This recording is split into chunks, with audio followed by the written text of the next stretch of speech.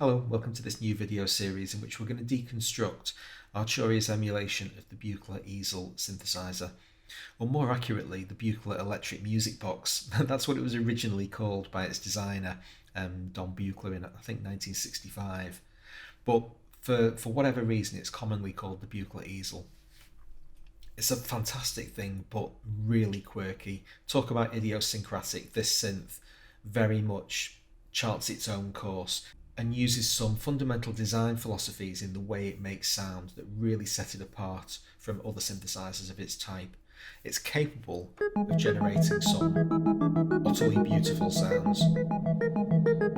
It's rich and thick and punchy. It's also capable of generating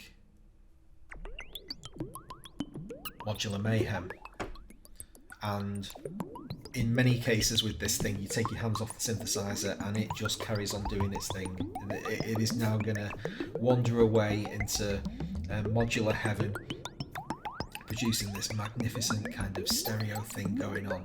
All of these interesting sounds fading in and fading out. It's just absolutely gorgeous. So we've got all of this goodness ahead of us. But as you can see from the interface, initially it is a little bit overwhelming with all of these cables flying around all over the place.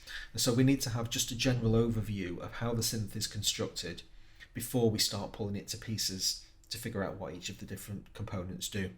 First things first, it's a semi-modular synthesizer, which means that whilst it may give you the impression of being able to plug this module into this module and have complete control over the sound architecture, that's not completely true. Some of the stuff is done for us behind the scenes, and in fact some of the connections between these modules can't be overridden and are hardwired, and we just need to learn what those are. For the most part, they're all intelligent, musically based design decisions. Think the people who designed this synthesizer, primarily Don Buchla, really understood what they were doing from a very musical perspective. And so you'll tend to find as you get to grips with the synthesizer that it almost holds your hand. It leads you to what you want to do without restricting your creativity in any respect. The patch cabling is a little bit weird. You can see that some of these jacks down here are color coded and some of them are black. All of the color-coded ones are output jacks. They're coming from somewhere else. So the envelope generator, which you can see is orange. Color coding is really important in this synthesizer. Anything orange is dealing with the envelope generator. So these three sockets are all envelope generator outputs. And they're all actually outputting the same signal. Whatever this is doing, all these three sockets, they're all receiving the same signal. So at the moment we've got two wires plugged into this socket over here, but we could throw them away and plug these two sockets in instead, and we've had no functional impact on the sound whatsoever because the identical signal is coming out of both of those. You can have three outputs from any output socket, but only one input to an input socket. Let's find an input socket. So here's an input socket over here, buried under all these wires. If I try to plug another jack into it, it's going to fail. You can see as I hover over it, there's no visible sign that this is capable of receiving an input. Any of the black input jacks that are open and available for being connected to have a red ring that gets highlighted, and then I can drop the cable on it. Similarly, if I start from the perspective of the input jack and wander around the synthesizer, you can see all the green lights indicating all of the places that I can connect this jack to.